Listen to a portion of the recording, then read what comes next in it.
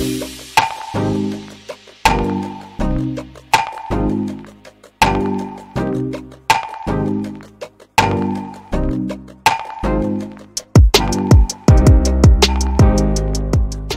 back aboard Blurred Force One with your boy Mo. And this is the Supercast. The Supercast where we talk about all things superhero in our pop culture media. And that's movies, TV shows, video games. We talk about the news, do some speculation, all that good and nerdy stuff. And before we get into the podcast today, do me a favor, get down there, hit like on this video. Or if you're listening on a podcasting platform, leave a review. 5 stars if will be nice, but if whatever you think we deserve, that will be dope. And I want to welcome back 3rd week in a row. This is becoming a habit almost. Corey Roy from the Geek Spot TV. Corey, what's going on, man? What you been up to that's nerdy? I'm good, man. Same bat station, same bat channel. I am back. What I've been doing this week, really, I have been catching up on Miss Marvel. I decided to start Miss Marvel again, and I'm really enjoying watching it. I don't know why people don't like it so much, but I'm really enjoying it. What about you? Doing pretty good. The people don't like Miss Marvel because they're haters, obviously. They don't like good. They don't like good things. They like kicking puppies, and they just want the worst things in the world. So go watch Miss Marvel. But on the real though, I've been doing pretty good. Just trying to deal with this dang cold snap. You would think, I'm in Florida, and you would think that we would be immune to this shit, but nope. So we get hurricanes, and we got to deal with fucking freezing weather. It's so stupid. But besides that, not my nerdy stuff. Still playing Hi-Fi Rush. I may even finish that game. Who knows? And I'm still watching the Percy Jackson show, which is doing pretty good actually. I'm enjoying. I've been watching it with my daughter, she's a big old Percy Jackson fan. It's been fun kind of listening to, because usually I'm the one doing all the nerding out. I'm usually she got to sit there and endure my foolishness, but I get to be on the receiving end of it. And also, this is not really nerdy, but you know what? Sometimes nerds got to step out of their comfort zone. I also watched Mean Girls for the first time. Not the new one, not the musical one, but the old school one. As I tell people, I successfully avoided it for 20 years. But I finally watched it. It's pretty good. Now I get what everybody's talking about. So good stuff. Yeah, it is. Yeah. So but this is a Supercast, and we're going to talk about superhero stuff. There's I don't want to say a bunch of news, but there's definitely a lot of stuff swirling around when it comes to superhero movies and TV shows and the like, and we're gonna get into it. In particular, we got a bunch of rumors. We're gonna talk about a bunch of rumors regarding Daredevil, who's gonna be in it, returning characters. We got a rumor about the Young Avengers movie, which we don't even know if that's a real thing, but if it does come out, there's a rumor about who could be the villain. There's also a rumor talking about Madam Web and its connection to Spider-Man. Also, we're going to talk about the wrapping of filming on Ironheart for Marvel. Tatiana Maslany talks about the possibility of She-Hulk Season 2.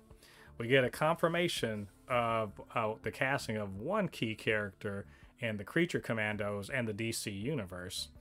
Then we're going to do a little nerd discussion talking about what Grant Morrison has to say about the edgelord versions of classic superheroes. Also, what's DC going to do when the copyrights run out on Batman, Superman, and Wonder Woman? Because it's coming up quicker than you think. And then just to round out the show, we're going to do a little bit of discussion, the discussion topic of why did the DCEU fail? And so I feel like that's going to be a long one. So you guys get strapped in, because it's about to go down. So Corey, you ready to go? I'm ready, man. Let's do it. All right, let's get into it. So there's not a lot going on. We're waiting for Madam Web to come along. So of course, rumors going all the way around.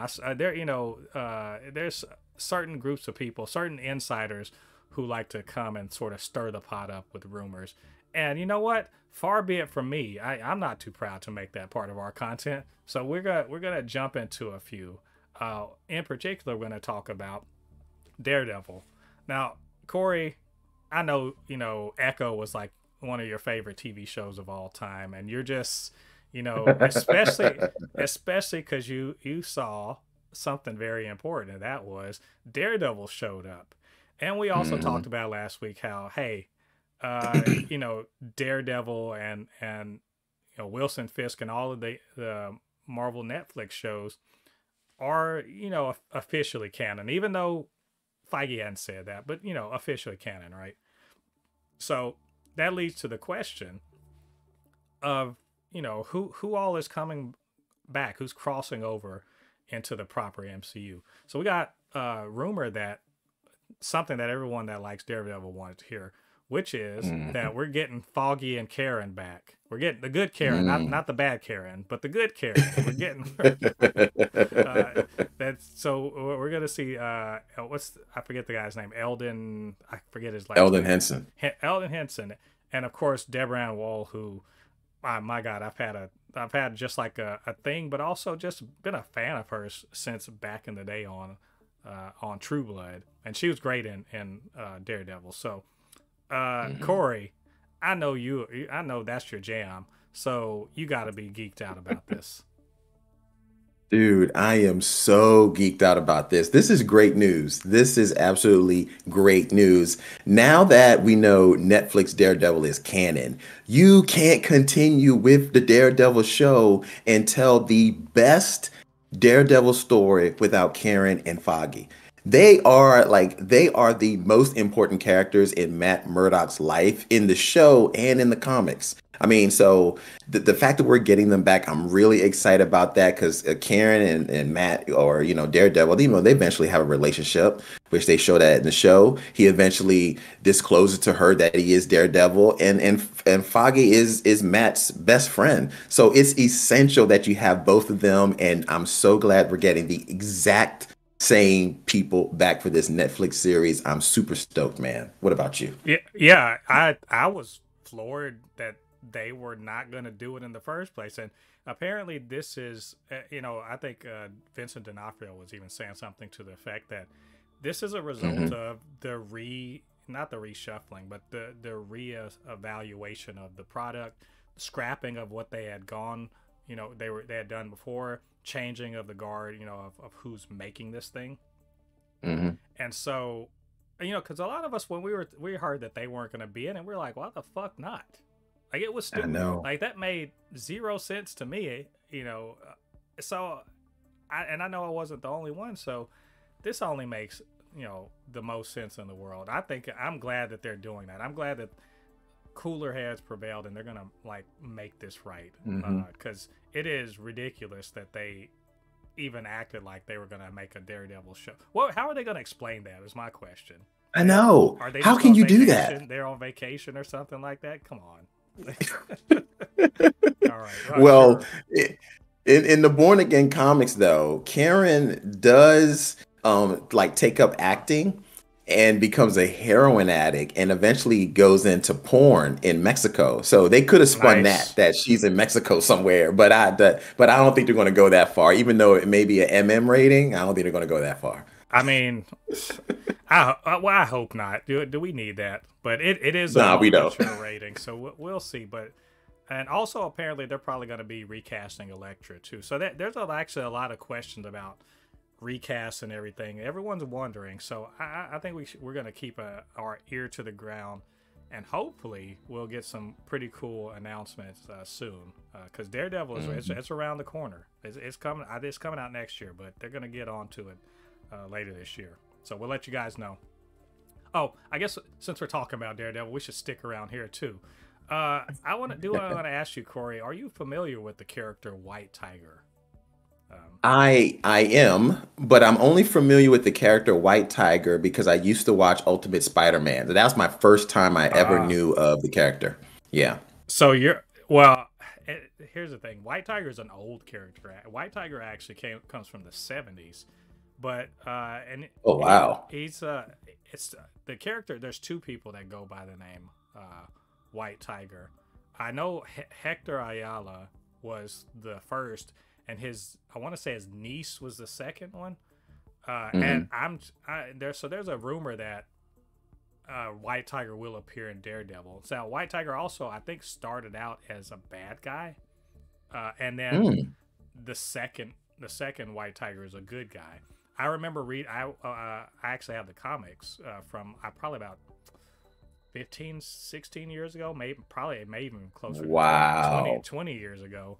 Um, Wow. a limited series featuring the niece. Mm. Uh, but what you really need to know is there's some somewhat mystical stuff to it, but basically, uh, martial artist that's dressed in a white outfit, Hmm. and is sort of an Hmm. antagonist for Daredevil. King, in other words, like Echo, can give Daredevil a run for his money. And so Yeah. there's a rumor that this character will appear in there. So knowing what you know about this, how excited are you about seeing this particular character show up? I'm assuming you know the female version, right? That's the one that I know, the one Okay. from the Ultimate Spider-Man cartoon. Yeah, that's the female version I know. It's exciting. I mean, Daredevil has to find somebody to, go toe to toe with. The only thing I'm just trying to figure out is how are they going to work this into this type of this type of universe that we currently have with Daredevil. Like, how are they going to make it a little grittier? Because the White Tiger I know, she's got some superhuman strength, a little bit going on. How are they going to, really bring her into this universe without it looking weird. But other than that, I'm excited to see about it. I just want to make sure they just do it right because I really like Daredevil and I don't want it messing up because Marvel is trying to do too much Marvel stuff into this Daredevil series. I like Daredevil being very street level and I want them to continue with that. Right. No, I feel that, and like White Tiger is pretty street level, honestly. Yeah, there is, like I said, there is some mystical, but Echo right now has just been given some pretty mystical powers too. So I know. Yeah. I don't feel like it's gonna overdo it too much. Hmm.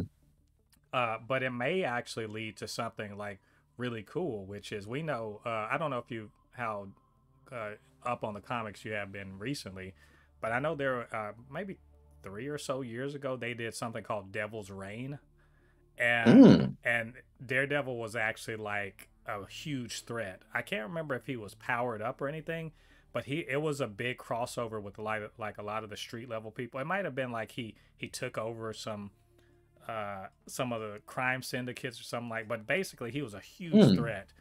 So much so that Wow. I think even Ghost Rider showed up and dealt with some stuff. Like now, so Really? if that happens, if the Devil's Reign happens, you're talking about enough of a threat level that a Spider-Man showing up and getting involved actually Hmm. makes sense, or a Ghost Rider, or Hmm. Frank Castle, arming up and going hard. And so Yeah. characters like Echo with some powers but not like super powers, or even White Tiger might make some sense.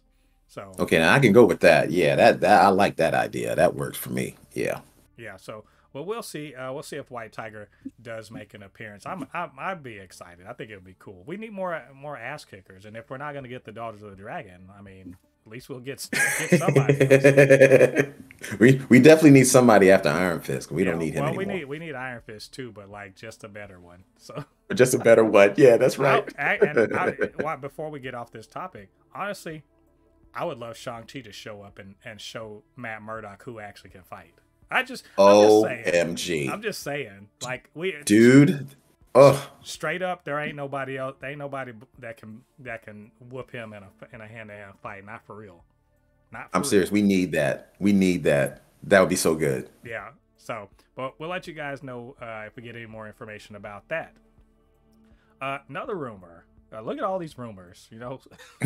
Uh, we saw at the end of the Marvels something that made me squeal like a girl, like not a girl, just a little girl, like circa 2008 or 9 that saw Justin Bieber for the first time. It made me squeal like that.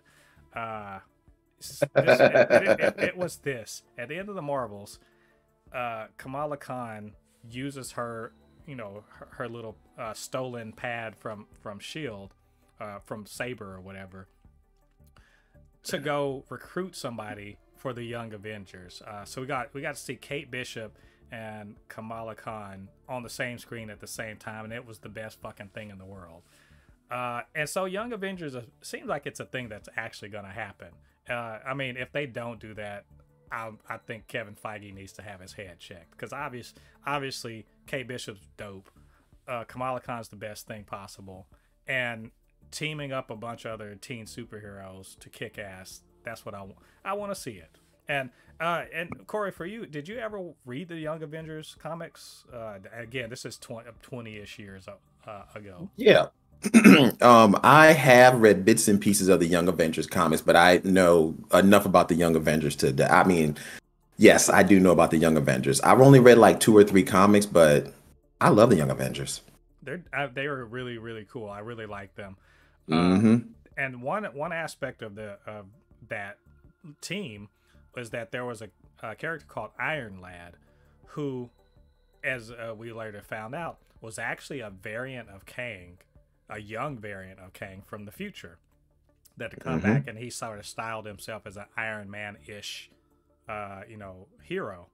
So, we know there are many variants of Kang. Well, one of the rumors here is that one variant of Kang is going to be the villain of the Young Avengers movie, called the Scarlet Centurion, a character we saw at the end of Ant-Man and the Wasp: Quantumania in that post-credits scene.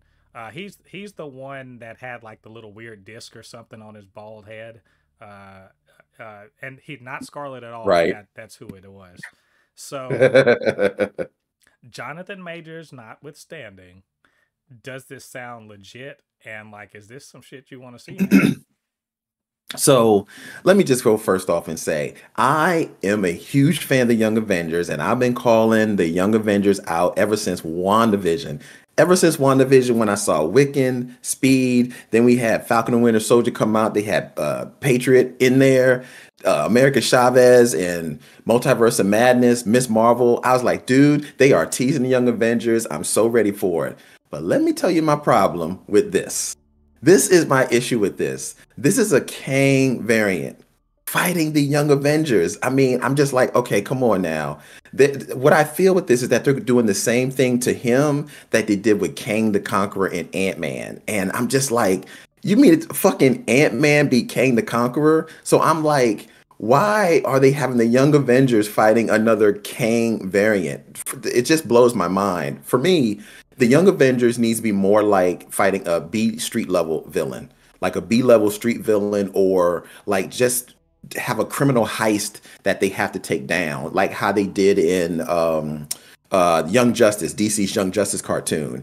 It just doesn't need to be this extinction level event type situation and this huge big bad. And so that's what I'm worried about. So this news, even though I'm happy about the Young Avengers, it does make me a tad worried about the movie. That's just my thoughts. Right.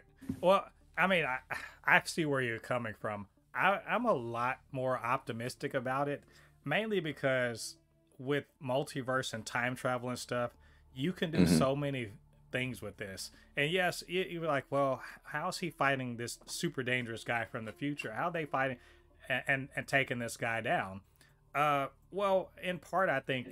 Now, I'm not saying they should do this, but they could send someone from the TVA to the timeline and be like, we got to take this guy out. We need. The TVA is dealing with the Kangs right now. That's true. And so, maybe this Kang is just a little bit too advanced for one TVA agent, or maybe the TVA agent and their squad went, and this Kang put them down, and you're just like, well, why would the kids be useful? There are ways you could do it, or this could be a multiversal thing where Iron Lad does show up, and this Kang from the future comes to the past to deal with his wayward past self, to make sure that he gets to where he's supposed to be. So Ooh. it kind of, well, I look at it this way. One of the good things about Iron Lad is he's sort of like Superman when Superman was dealing with the League of not League of whatever, the Legion of Superheroes. And you know his Superman's deal with the Legion of Superheroes is he goes to the future, to the far future, has a ton of adventures with the Legion of Superheroes as a teenager, and then comes back to regular time, right, and grows up to be the Clark Kent we know. But the only reason why he does that is because in the far future they have time travel and they can come back and get him because they need his help for something in the future. That's the sort of thing that, because it's timey-wimey, you know, multiversal stuff, there's always a way for to bring that team forward into the future or into an alternate universe, or to bring Iron Lad to the past to escape his eventual turning into this horrible, because that in part Iron Lad wants to escape his fate of becoming this terrible villain, and that's why he's sort of doing what he's doing.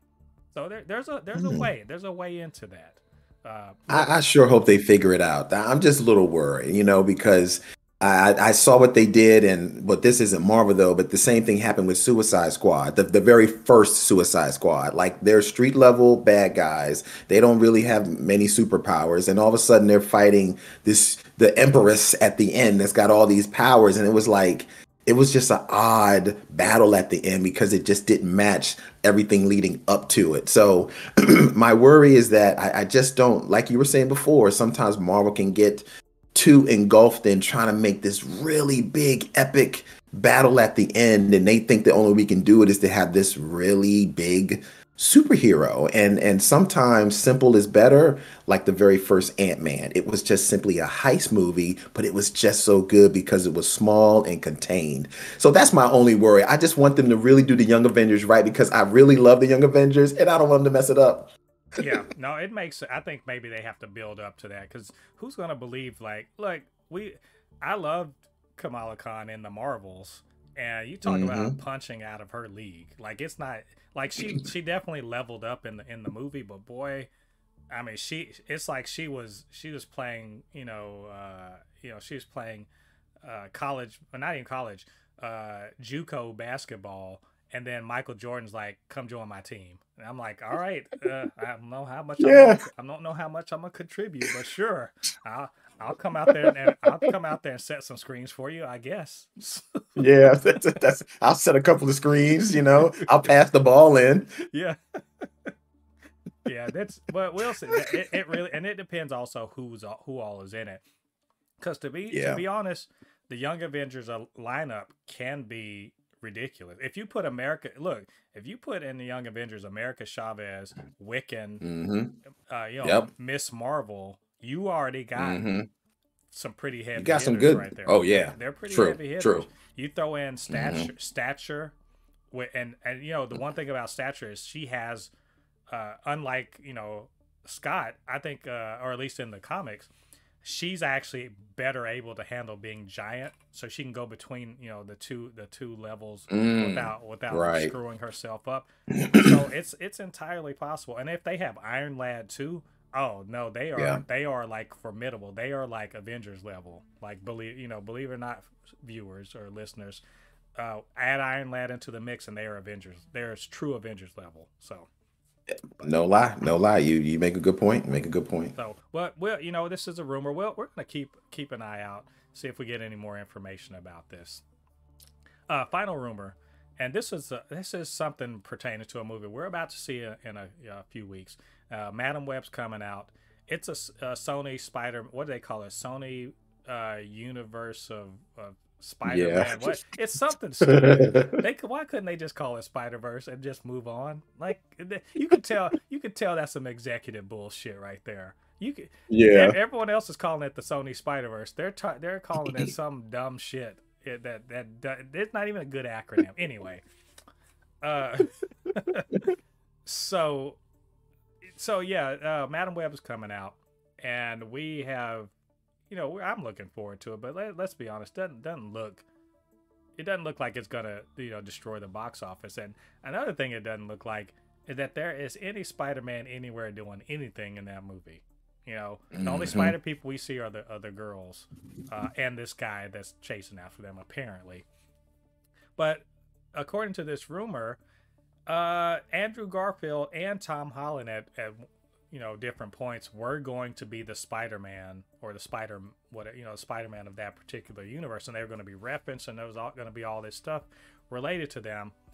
But apparently they got bumped out once they sort of realized that the time setting and period doesn't make any sense to have the spider people in it, and they subsequently wrote them out completely. So there's no reference to Spider, because apparently this is taking place in 2003. So and to which I say, but Tobey Maguire's Spider-Man right there. What do y'all? That's true. How hard is I just people get paid good money to sit up here and come up with these stories, and this is the shit that they do. They think like, well, I can't make it. I can't figure it out. We're doing a woman who can see all these pathways to, she's basically, dying and going back to the checkpoint, every time. We can square that, but not just figuring out another spot. Okay. Corey, just tell me, am I wrong? Did they drop the ball on this shit? Like, no Spider-Man. This is worse than Morbius having that little Spider-Man, graffiti in the background. Yeah, the poster on the trailer, and then nothing in the damn movie. Exactly. Yeah, I think Sony is dropping the ball a lot with just all of their spider web universe, whatever they want to call it. Look, there's a couple of things, twofold for me. One, I'm glad that they're not in the film, because I don't want them to shoehorn in Tobey Maguire if they can't get it right. And I would really hate for them to shoehorn him in this movie. But then on the opposite end, I'm really tired of Sony doing these movies without Spider-Man. To me, it's absolutely ridiculous. How can you do these movies without the main character? These characters are spin-offs of the main character. It just doesn't make any sense anymore. It's like trying to do like Batman, the Joker, the Riddler, and then trying to turn them into anti-heroes, but you never reference Batman. It just makes no sense to me. So I do think Sony is dropping the ball, but I am glad that if they couldn't figure out a way to do it, just don't do it at all. So that's my take on it. Yeah, and I think it's probably a good thing they kept Tom Holland out of it. Why sully his name with this? I'm fooling around. To be honest, I think I get where they're coming from on this. They have all of these spider adjacent characters and no idea how to get them out there, so they're just throwing them into the deep end and just let it be. Because here's the thing: every one of the women that are in this movie, that in the comics, they're pretty cool spider people. They are. Every one of them in their own right are pretty cool. But the difference is each one of them had a book and had a chance to build that character up into something. This one, correct. They're literally just saying, hey, in another universe, you're going to be a spider person. That was really important. Audience liked them. I'm like, all right. Whoever's writing this, I hope you make them really compelling and interesting in this story. Because you are putting 4 really awesome characters in front of everyone, and it's make or break time, And if y'all don't come hard, forget about it. They're gonna be dead in the water. No one will give a fuck about these characters anymore after this. And I agree. And I'll be pissed because I know these characters, and it is a disservice to them if you're just sort of throwing them out there and just hoping for the best, like crazy. And that's going to happen because they did 4 of them. I mean, that's too many. That's way too many. You're introducing 4 characters. Well, excuse me, 5. This Spider-Man that's not even a Spider-Man. They just need somebody Spider-Man-like in the movie, which is the villain. Then you got Madam Web and the other 4 Spider-Women. That's too many. I mean, you thinking we're doing Captain America Civil War, but we built ourselves up to that by knowing these characters previous. They're literally introducing all of these characters. We're supposed to automatically fall in love with them by Act 3. Ain't gonna happen. Unless the writing is just like, top notch. It's just on point. Like, I mean, they can do it. Guardians of the Galaxy had us on their side by Act 2. So I mean, That's true. It's the True. writing's got to be on point, but That's I mean, true. and the That's other thing true. is I don't understand Sony. Does Sony not see the way Marvel works? They draw from the like. Hmm. I get that they're drawn from the comics. This story is nowhere in the fucking comics. Nowhere. There It's you it's will not.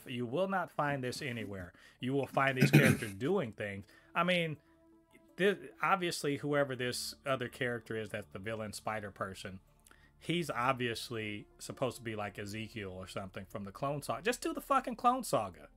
Just do that. You could do I can think of a way you could do the Clone Saga, reference Hmm. Spider-Man appropriately, bring in a spider person appropriately. That's not because there's Ben Riley comes into play in that. You could bring Ben Yeah. Riley in and then not even talk about fucking Tom Holland, or Andrew Garfield's Spider-Man. Hmm. You could bring Ezekiel in, and you could still write these ladies into this because it's Hmm. the Clone Saga. They could be you know what? Okay, See, they okay. need you in the writers' room. No, they don't. I keep saying I'm just a fan. I guarantee you they're gonna come up with ideas in this movie that I will never have thought of. So Right. I'm not taking away. If you're a Hollywood screenwriter, you probably got some skills to make it happen. And whatever your worst day is probably my best day. So but I'm just saying this could be possible. You could do this. You could do the Clone Saga, make it make sense, and Hmm. introduce these ladies in a way that makes. I mean, across the Spider-Verse and Into the Spider-Verse, again, introduce characters that no casual person knew who the Absolutely. fuck they were, and it was awesome. So Yes. this is not an Yes. impossible, an impossible needle to thread. But Yeah, who? that's true. It just has to be done right. It has to, you need the right writers to take us on a journey properly through the film.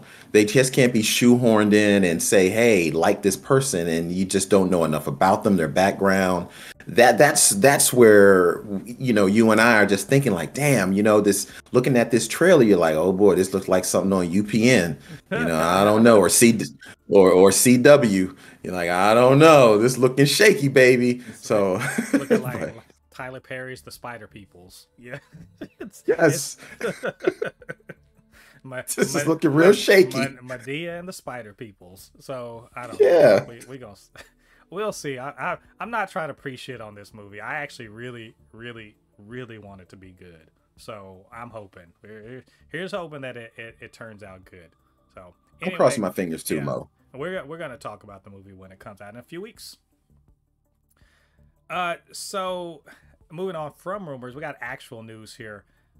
Oh, happy day!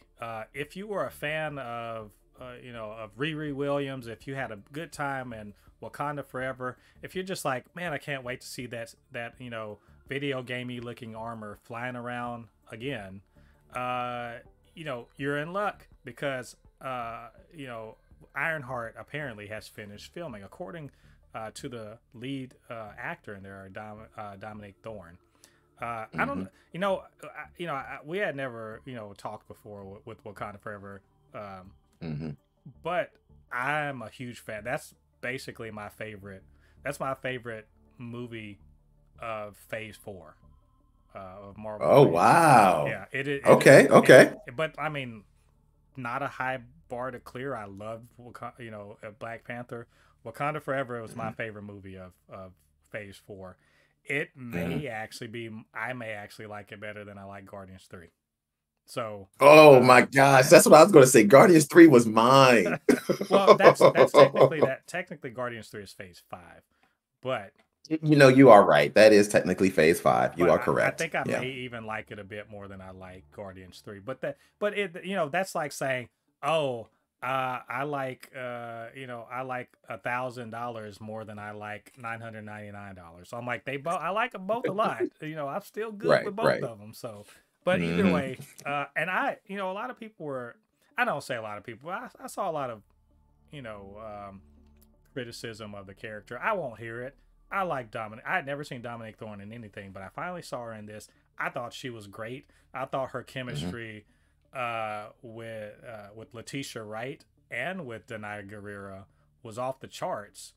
and I want to see more of this character. So, and I've been highly anticipating Ironheart for a while. But Corey, have you been hearing about how they were having troubles and they were trying to retool it and fix it up, because this should have been out about a year ago. You know. Yeah, I did hear some troubles, that was on set, but I think some of that had to do with, Marvel taking a step and looking at, okay, look, we're chucking out too many of these things off the assembly line and really not taking a really hard look at what we're doing with these series. So I don't know if it was absolutely trouble. I think they were just trying to go back to the drawing board and like, let's make sure we get this right, because this is supposed to be coming out this time, but let's not do it until we get it right. So I'm happy with that if that's what they were doing. So that's what I always interpreted when they were saying it's being delayed and this is that. It's like they just really wanted to make sure they get it right, because they were just shucking out too much stuff with Marvel, and it really watered down the product of what they were putting out. Even though I still loved it, it just wasn't as strong as Phase 1, 2, and 3. Right. But yeah, I'm excited about Ironheart. I really love her character in the comics. I did watch Wakanda Forever. I would say it's probably my favorite thing in Phase 4, even though there isn't a high bar to clear in Phase 4 as far as what they got. But it is my favorite thing in Phase 4. With Ironheart in the movie, quickly, I did like her, but I didn't particularly like everything that they wrote for her character. So it was just certain parts about the way that the introduction in her with Wakanda and meeting everybody, and I don't know, I just felt that her introduction could have been a lot better, sort of like the way that Chadwick Boseman introduction with Black Panther in Winter Soldier was so good. I felt that I needed that same introduction with Ironheart, and I felt that Ironheart was kind of almost forced into Wakanda Forever instead of organically us getting to know who she was. But right. That's just my point. Yeah. I mean, I could feel that. I mean, she was a bit of a cat's paw or a MacGuffin or something for a little while, and Yeah. but I think she did a really good job. And also, one of the things I really liked about her is we got to see, so we saw Black Panther, and the only time we ever really got to see real black people, Black Americans response to, hey, Wakanda exists and they're awesome, was those kids talking about a Bugatti spaceship. That was the only. But Riri Williams is a real Black American, responding to, who lived years knowing that Wakanda was a place that exists. That's black, so-called Black excellence or whatever. And so, kind of seeing her reaction to meeting Shuri, to meeting Okoye, to act, she's like, am I getting recruited? It was dope. That's why I really like her character. But it was. I know we're a bit far afield here, but they wrapped filming on this, so now we're getting into the last probably few months, for 5-6 months before we actually get. So maybe, I don't know if we're going to get this year, but I think this time next year we might be actually watching the next Marvel Spotlight, or a Marvel Spotlight, because obviously there's going to be a lot of CG because of the armors and everything like that. And also, right, I don't know if you had heard the rumors about it, but also apparently the Hood is going to be the bad guy in this. So this is a magic versus technology situation. Let me ask you, Mo, where do you think this is going to take place? Do you think this is going to be pre Wakanda Forever or after Wakanda Forever? I think it's post. Because she got to have her good. She got to have her good armor, not her cobbled together, just got out of the cave in Afghanistan. Right. So right. I think it's pretty clear it's going to be post Wakanda Forever. Yeah. But that whole thing dealing with the Hood, like I just need this like right now. I know a lot of people are like, oh, this, I'm fatigued and everything. I'm like, I'm not. Y'all see, I could tell y'all weren't real ones back in the day. Y'all didn't buy $100 worth of comics a month. Yeah, I could let me tell you. I could tell that because I'm like, I want some more. Give me, shovel that shit in my face. Tell me about it. I want you. It's like, just make a long, fat line for me, and I'm gonna snort that shit up. It's on. Yo, if I could had, I would have bought comics like eating Saturday morning cereal. I would have ate that shit up if it was around my way. But I was in the country and I didn't have a comic book store. But if I did, I would have ate that shit up like cereal.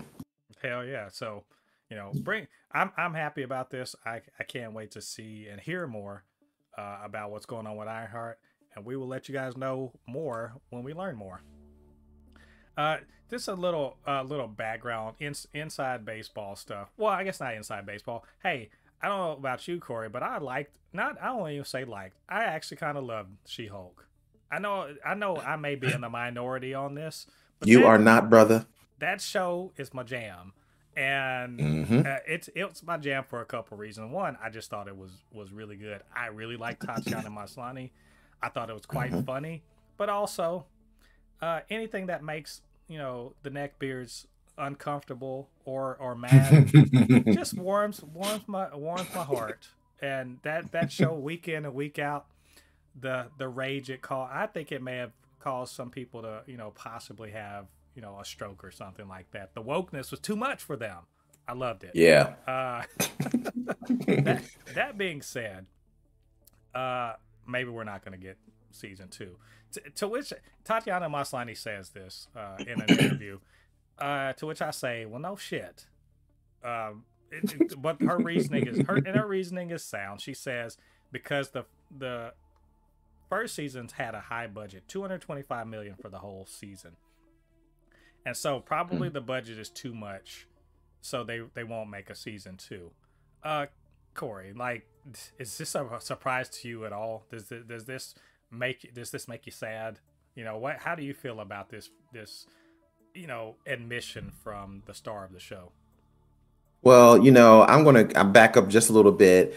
You are not the only one that loved season one of She-Hulk. I fucking love this series. I loved it from beginning to end. Loved it. So I would be so happy to get a season two because I really enjoyed season one. I'm a big fan of the comics, and to me, the tone and everything in that show just fit the comics. So when she is bringing this up about that there may not be a season two, I mean, I can understand how the show might not get a season two because look, She-Hulk is She-Hulk constantly. And I mean, you can't CGI She-Hulk all the time. That's going to be a lot of cost. It's not like Bruce Banner where he just hulks out and then you have to get the CGI right. Because She-Hulk in the comics, she rarely goes back to being Jennifer. Very rarely. So the CGI has to stay put on her all the time. And I can totally see why they're like, yo, we blew the budget trying to keep her a She-Hulk the majority of the time. So I can see why, even though I'm so disappointed because I really wanted a season two. Yeah, it's that show. And then here's the thing: is people were complaining about the CG on it too, and so I mean, you can't win for losing if you're She-Hulk I know. or if you're the people creating She-Hulk. Because if she's not She-Hulk, people are like, oh, this what a ripoff. We don't even really see Right. She-Hulk. When she is She-Hulk, they're like, why is she emasculating a man? I'm just like, God damn it! Like you people are never fucking sad. They only be satisfied if she just decides to hang everything up and go like it just be a trad wife or some shit like that. Sometimes it's fucking stupid, but But honestly, those folks never read the comics because even that sexual freeness when she's She-Hulk, that's her. Definitely in the comics, that's who she is. When she's She-Hulk, she just more confident. She has this sexual freeness about her, and that was the tone that they expressed in that show. And actually, they toned it down compared to some of the things they do in the comics. So those are folks that what just didn't like that wokeness and all that kind of stuff, and they're just hating. what are you saying? Are you saying these toxic fans aren't actually fans of the material? They don't know what the fuck they're talking about. No, say it isn't so. Oh my gosh, I cannot believe this. Yeah, are you telling me these guys who are giving us all these super important opinions and with those big stupid ass thumbnails aren't actually real fans? I can't believe it. Yeah. what I'm saying is that sometimes they will make these opinions about things without really knowing the lore of the And, comics, you and not know? only that, so confidently saying this bullshit that they are wrong about, and then want to argue with you Hmm. about it. I'm like, okay, Exactly. cool. Or they want to be like, well, Hmm. so and so did it first. No, actually, Deadpool did, and I love Deadpool. No, she literally did it first, but She-Hulk she, did it first. it, Exactly. it's whatever. You know what? Yeah. I didn't. She-Hulk was the first person to break the fourth wall ever. It was not I Deadpool. think there may have been another. I think someone said Ambush Bug did it first in DC, but whoever did it first, who gives a damn? The Yeah, point here true. is these bitches will just sit there and grasp onto any straw to be like it's trash. I'm like, well, okay, well you're an idiot for watching shit you don't like. How about that? Just like hate Hmm. watching is the dumb that's a dumb thing to do. Like stop doing that. Yeah. I don't watch shit I don't Hmm. like. Anyway, Yeah. But I anyway, love She-Hulk. Oh, and I just love Tatiana Maslany playing her. She's so good. So good. yeah, and uh, I didn't mean to for this to be an impromptu dunking on dumbasses, but I guess we could do that so every now and then. It's fun. But Hey, we're, why not? we're gonna hold out hope. Hope springs eternal. We're gonna hold out hope that She-Hulk 2 season 2 will actually come into being. And maybe we'll see a little bit more from Kevin in that too. Maybe maybe he'll show up. We'll see Mm. with the hat on too. That would be nice. So and we'll let you guys know if we have more information. Moving along, James Gunn. This should be quick. James Gunn confirms Anya Chalotra will be. I think it's Chalotra, whatever. Will be Circe in Creature Commandos, and I'm assuming in live action. Which I'm like, okay, dope. That that we already heard this rumor months and months ago. Uh, Hmm. but I'm happy. I'm happy about this. I don't know about you. Hmm. I think Anya Chalotra is amazing. Oh, I yes. think she's not in enough stuff. I think that this, Hmm. Cersei's, I guess she's a villain or could be an anti-hero or something like that. Is Hmm. also, I think that's magical or something. Fuck yeah. Hmm. I can't say more good things about her. So it sounds like I you're know. saying the same thing.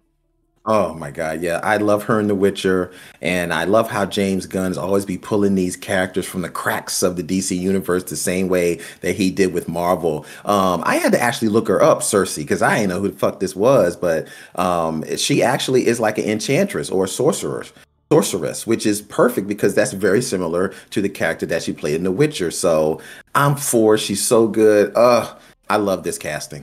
Yeah, Absolutely. yeah, hell yeah. And she's just gonna be doing voices for for Creature Commandos. But I mean, come on, she also is apparently but has butted heads with Superman and Wonder Woman. So yeah, Hmm. obviously we gonna see her later, and could not have picked a more just a person that's gonna look right. I know that's a weird Yes. thing to say, but an enchantress type character, she's gonna play the fuck out of that. I already know Hell that yeah. she's about to play the hell out of this role. So I'm on it. Let's go, Yeah. James. Hurry up. Let's get this. Like I'm Let's like get it. Let's let's get it. go. Yeah, y'all. I'm too hungry right now. Let's go. I need this DC stuff like next month. So, but anyway, I'm sure there'll be talk about this more in the coming months. We'll talk about it then. So, enough of the news. Well, we're gonna talk about a few nerd topics. So I hope this doesn't spill over too much because we've dunked on toxic bros and shit like that already in this episode, but I thought that this was good. Grant Morrison is a comic writer, a British comic writer that I've quite enjoyed over the course of the last few decades. He actually was part of the British invasion from the 80s. Yes, believe it or not, this and you know what? I'm almost certain that I'm saying pronouns wrong. I'm almost certain that Grant Morrison is non-binary, so I'll say they from now on. But they Hmm. were writers of really subversive and interesting shit in the 80s. There was a comic called The Invisibles that I read a few years ago, and it is, and also they wrote Doom Patrol, the comic that the TV show is based on. And you know how fucking weird Doom Patrol is, right? Oh yeah. And just and also did a run on Superman, did a run on they did Final Crisis in the like the early 2000s. There's a lot of stuff, that really interesting stuff that was going on in the comics in the early, the late 90s, 90s, early 2000s, that they were a part of. The New 52 was part of that. So really super steeped in DC lore. Made some really cool Superman stuff back in the day. And so they were talking about basically why this whole trend towards edginess with superheroes it kind of sucks. Now, Corey, before we get into the quote, do you feel like this whole, and I don't want to call Zack Snyder out on it totally. He's part of it, but there are other people that are, even the boys, and I understand why the boys is a kind of a piss take, if you will, on superheroes, but there are other stuff like that are sort of being super edgy with these iconic superheroes. Look, I do understand what he's saying about switching it up and just making them more of like bad guys and anti-villains. But the only thing is I'm just having a hard time understanding, because for me, Superman is Superman. That's the lore and more compass of that particular character. And if you want a bad Superman, in my mind, I'm thinking, okay, well, that's why there have been characters created like Bizarro or Solomon Grundy or Black Adam. These type of characters that are like the adverse or the inverse of Superman, because he is a different type of moral compass. So, I mean, look, for me, I can understand why you would want a bad Superman. I don't think it's a bad idea to show that there's flaws in the character, but I don't know why you would want to do a bad Superman movie, especially when you're exposing Superman to a new generation of kids. Because these kids don't want to turn on the TV and see Superman's an asshole. They'd be like, what the hell is this? They'd be like, oh, Superman's a villain. You don't want that. Superman is Superman, and he has bad guys. So that's my only thing on it. I definitely see what he's talking about, but I don't know if you're first, for this generation, you're coming out with another Superman that's straight bad. Brightburn if you do that, just do Brightburn. Do a movie that's called Brightburn then. Which I love that movie, but me too. And I want to actually give the quote so we can like really kind of dig into it. He says, to undermine the fundamental appeal of superheroes like Superman and Supergirl by recasting them as anti-heroes at best or outright monsters, dragging imaginary childhood paragons off their pedestals to reinforce a fairly facile point about the tendency of real-world heroes to exhibit feats of clay, struck me and strikes me still as imaginatively lazy. And I'm 100% on that. And for this reason, and something you said sort of triggered that to me. You're presenting these heroes to kids, and that's fair. Like, Saturday morning cartoons aren't going to do this. But who would be like, oh, it'd be cool if that happened? Fucking 13-year-old Call of Duty kids, pimply faced kids, like, oh, that wouldn't it be cool if Superman, he's super powerful, he would just do whatever. And that's the level of, but the problem is they're not the only ones, because there's a bunch of 40 and 50-year-old dudes, mostly guys, who also think that would be dope. They want the strong man that just kind of fucking does whatever he wants to do, right? Exactly. And it is some of the most brain dead fucking, ideation possible. It really is people just, glorifying the strong man. And that's the thing, is you miss the damn point about Superman. See, Superman's not a Greek hero. He's not a Greek god. He's not a god who basically is just a person that does horrible things because they can. He's a guy that could be that, but isn't, because he's an actual hero. He's an actual godlike hero. He's more godlike than Zeus. Hell, he's probably than Zeus. Yeah, that's what I'm about to say. Yeah. Because he's a person and he makes mistakes and everything, but he's coming from a good place and not a place of like, jealousy or possessiveness or greed or anything like that. He's a person that understands he's got a shit ton of power that he could lord over people with, but he'd rather just make their world better. And when you sit there and try to undermine that core, foundation, you don't make Superman. You don't make an actual Superman. You make a whatever you want to call. You may call him Superman, but he's not really Superman.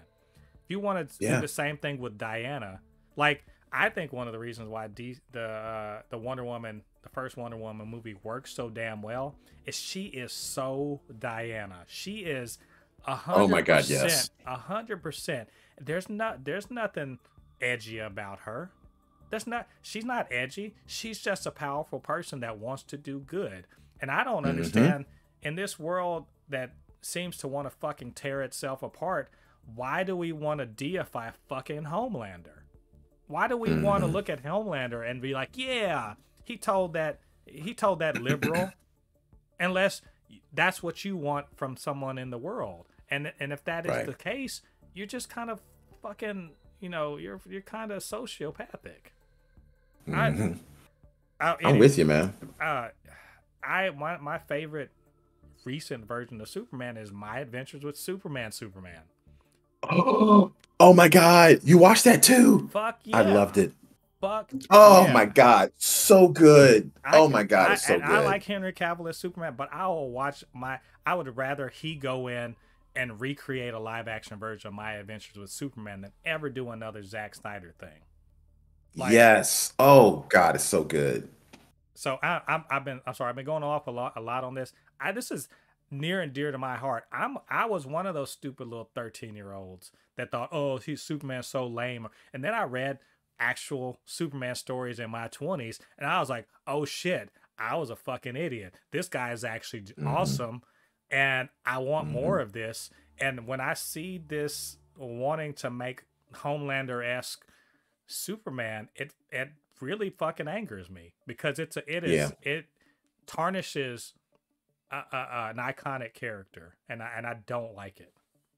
I'm with you. I mean, that's what I was bringing up. Like, that is what makes Superman one of the most popular and famous characters ever. Because of that, he has the ultimate power to literally take over the world if he wanted to in a snap, but he doesn't, because he has the power to have that moral compass to help, to not take over, to do everything opposite of that, because of how he was raised by his family, his dad and his mom out there in Clarksville. I mean, I said it wrong.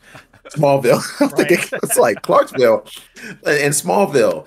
That is the being of who Superman is. And once you get to that core and that lore and that moral compass of that character, that's when it like opens up like, oh shit, he is really doing more by not trying to take over the world. I feel you, man. It's always an easy way out to just make a bad Superman. And that's what people, when I was a kid, I was like, man, Superman's kind of lame. But once you start reading it and you really understand, you're like, nah, man, now I see the appeal of this character. Yeah. And I think regular, non-nerd audiences, like the people that just go to the movies, and they know who Superman is supposed to be. They're not stupid. They know, and they know when they don't like what they're seeing. There's a reason that Man of Steel, as good as it is, didn't hit $1 billion, and it should have. It didn't hit $1 billion because it forgot. That story forgot why Superman is who he is. It didn't just forget that. It forgot why generations of people, what they knew about Superman and why they liked him. Right. Yeah. And as much say what you will about, how campy or corny or whatever the fuck the OG 70s, early 80s Superman are, they understood Clark Kent. They understood Superman. Exactly. If you really think about it, even though it may not have the effects and all that, it can't, the core and the lore and the moral compass of who Clark was is identified 100% in Superman 1 and Superman 2 in the 70s and early 80s. They got it. And that's why those films are so revered even today. Even though they look campy, they got the character right. And a lot of it has to do with Christopher Reeve. He nailed the duality of the character, playing Clark and playing Superman. He got it right. Yeah. Yeah, absolutely. So I think Grant Morrison's 100% on here. I also think if if you are one of these people that like the edgy Superman, good on you. There are, you can go play Injustice. You can, you can watch Man of Steel. You can do, there's all that stuff for you. And good on you if that's what you really want. I just don't think that that's the way towards success for DC. And I think James Gunn knows that too. That's one thing that really gives me a lot of confidence for Superman Legacy, is that it is clear that James Gunn understands how to actually deal with Superman properly. And the reason why I know that is because Guardians 3 told me everything I need to know about his Superman. He gets it. He understands what's going on. He can have darkness, but still the main characters are light. That's okay. Cool. I'm good. I'm ready. So anyway, this is a good little conversation about Superman. I think we're on the same page. So but we're gonna definitely talk more about this particular subject, because Superman Legacy is in the works, and we're gonna have plenty to say about it. So another nerd discussion topic, and this is again DC related, but this is about business and about copyrights. We just saw after decades of trying to make it not happen, Disney finally lost the copyright to Mickey Mouse. Not all of Mickey Mouse, but the first incarnation, the Steamboat Willie Mickey Mouse, that I'm sure everyone's seen at some point or another. So you can go on YouTube right now and watch that short. You can make stuff that Steamboat Willie, you can sell it and all that good stuff. It is free. It is in public domain. And this is something that happens every single year. The start of every year, things go into the public domain. Because their copyright has expired. This is a good thing. Don't listen to any corporation trying to tell you otherwise. This is a good thing. People making art should not be able to have an indefinite, hold on it forever, because then we wouldn't get cool stuff like new Sherlock Holmes books or Wizard of Oz things or whatever. I don't know if you've ever seen Wicked, but Wicked's awesome, and it wouldn't be possible if the Wizard of Oz was out of copyright. So to that effect, hard to believe, but Superman and Batman in 10 years time will lose their copyright. That means that 100 years basically has passed since they were. Isn't that crazy to talk about? Because I think they were both made in the 30s, and it is surprise it's 2024, so 100 years will have passed. Wow. And DC is going to lose the copyright within about 10 to 12 years on the big three. So Wonder Woman, Batman, and Superman. And so the question, Trinity. So what does this mean for DC going forward? DC Films, DC Studios, the comics, all that good stuff. But I will actually insert in here something that's very important to note. You're talking about those three characters themselves and the incarnation from the 30s. Not anything new. Not Ra's al Ghul. Not not Dick Grayson. Not Cat. Maybe Catwoman, but not not a lot of the later additions to the canon. But those initial versions, like Batman who has a gun and shoots people, Superman Superman that can only jump really really high, Wonder Woman who likes to get tied up a lot and in some BDSM sort of situations. So, Corey, now, what do you think? What are they? I don't want to say are they in trouble, but how do they navigate these waters? If Warner Brothers has a plan with the DC universe, they better hurry up, man. They need to do it now because it's going to be a free fall. I'm telling you, once this copyright thing is over and you no longer have any need of permissions from Warner Brothers, it's a wrap, But there's some good, like you're saying, with this. And I don't know how DC's going to navigate this. In my mind, I'm thinking, I know DC's got to be scrambling right now to figure out a way that they can get these copyrights back. But I don't know if they can. And if they don't, I think it's a good thing. Could you imagine like all the shit that we're going to get now that we can do this, I mean, all the Batmans, all the different Wonder Womans or Superman stuff. I was even thinking one thing that I was thinking would be really cool that now that we do this, wouldn't it be really cool to have a Marvel and DC crossover? I mean, like X-Men against the Justice League, or Captain America versus Batman, or Thor versus Superman, or Wonder Woman versus Rogue. My mind keeps going a miles a minute on the possibilities of what could possibly happen with horror movies, and just the sky's the limit. So I don't know how Warner Brothers is going to navigate this. I'm feeling that they're trying to figure out a way, but if they don't, they got 10 years and they better do it quick. Yeah. And I think James Gunn has basically said that has no effect on how we are structuring our universe.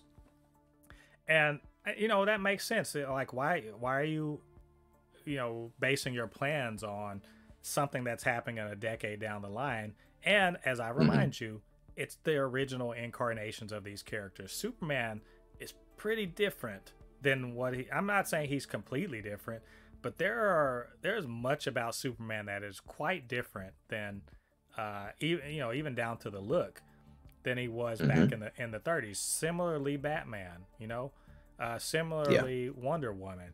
So I don't think that this is. I think, and also remember, Warner Brothers got big money, so they're gonna be suing left, right, and center, because they can afford to. Because the main people who are going to be taking advantage of this copyright situation are going to be small time people, right? Someone's going to be like, oh, sweet, Superman's out of copyright. I'm going to go ahead and make my Superman comic I wanted to make, and they're gonna make him fly, and they're gonna get sued. Because it's got to be the OG. That being said, to your point, you're talking about the crossovers. Yeah, it would be kind of funny if Marvel Studios are like, we're making a Superman movie based on the 1930s one, where it's going to be a period piece. He's going to meet Captain America. It's going to be awesome. Except I don't think they'll do that. Remember, this is Disney. They do not want to start this snowball effect of other studios, big studios, being like, oh, your shit's out of copyright. I'm gonna make something that's gonna rival your thing. I don't think that they want to start that kind of play. And especially because it will definitely get in the way of an actual legit DC Marvel crossover that is more possible now than it ever has been, because Foggy and Gunn are friends. They're good friends. I mean, Feige has to be good friends with this guy because he made them big money. He made them plenty of money. There's no way Marvel's gonna burn that bridge. They would never do that. It would be fun to see, but it will be in an official capacity. It's not gonna be, messing around with these old people. And by the way, Marvel don't need to do that anyway. They got the Squadron Supreme, so they already have Superman, Wonder Woman, and Batman anyway. Right. But I think on a business tip, you're right. You better milk that cow while you can, and them udders are gonna be dry. And again, that's not necessarily true. Most kids who are gonna buy toys don't know that old Batman, right? Right. Most people that know these superheroes, they know the modern incarnation, so it's not that big a deal. And again, I tend to be like, good, let that copyright expire. It's been going too long any damn way, Yes, that's a long time. Let that thing expire. Let someone make Superman Blood and Honey or whatever the fuck it is going to be. Some shitty, absolutely shitty version of it. It's fine. Yeah, that's the whole point, is that now that it's free and clear, a lot of people are going to take a crack at it. A lot of it's going to be garbage, and then there might be a few good things. And you know what's going to happen? The big studios are going to come scoop them up. There you go. We all win. True that. So yeah. But I think they're gonna be fine. Y'all don't worry about these big ass corporations. They're gonna be fine. They are gonna live. Trust me. Oh yeah, they're gonna be fine. They got more to fear from David Zaslav running the show than they have from the copyright expiring. So it'll be all right. Oh my gosh, so true. So, but it's in 10 years' time, if we're still here, we're gonna talk about this. So That's right. We'll see you in a decade. We'll see you in a decade. So final bit of nerd discussion. Now look, this is a big topic. I'm not gonna lie. So y'all strap in, get ready for this. There's big opinions coming up. We're still on the topic of DC. And the final DC movie just came out, and that was Aquaman and the Lost Kingdom, which I thought was fine. It actually, I had a good time with it. I thought it was good, not great. Corey had some other strong opinions about it. Some pretty strong opinions about it. You guys could check his channel for it. But let's just say he was not enthused by many of the choices within. But so that's it. The DC universe is over. I on this podcast I ranked them all, and I think at the end of the day, and Corey, you agree or disagree with me on this, I think at the end of the day, the DCEU was a failure. It had some high points, definitely. It had some of my favorite comic book movies, but it's just as an overall venture a failure. A failure on several different levels. And I just wanted to ask, why did the DCEU fail? Why do you, in your opinion, why do you think this happened? I agree with you. I think the DCEU, it was a failure. I mean, there are some bright spots in there, but overall there's a lot of things that are subpar. And I think the main reason why the DCEU failed is because they were trying to fast track everything to keep up with Marvel.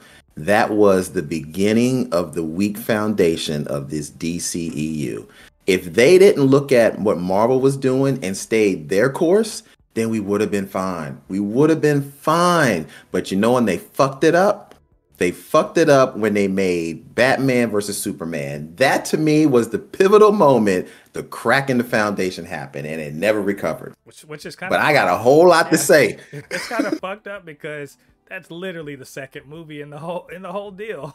Like there would go on to be like a dozen movies or projects or whatever. That was number 2. That's like saying, oh man, they messed. The Marvel Cinematic Universe. It make or break on Captain America, or not even Captain America, on Thor. Or that's right. Thor was the second movie. Yeah. Thor make or break. All right. But no, to your point, I think there's several good reasons.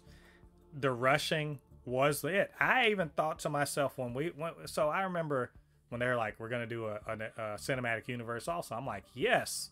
Great. And they're like, we're going to start with Superman. I was like, again, great. We got Zack Snyder. Right. I'm like, dope. I like the shit he makes. Cool. Then they were like, yeah, we're going to have Justice League in a few years. I'm like, wait, what now? Hold up now?